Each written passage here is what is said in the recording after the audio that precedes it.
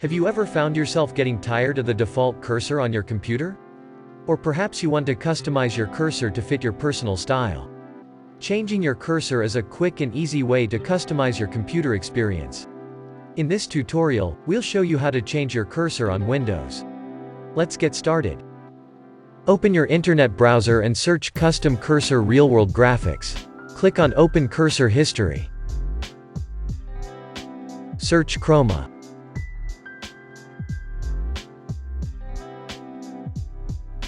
Click on Download.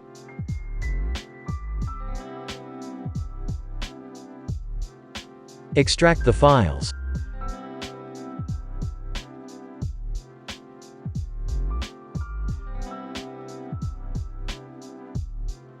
Search for Control Panel.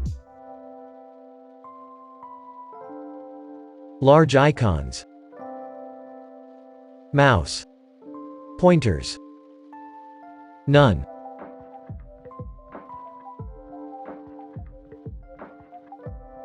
And start to replace every single one of these.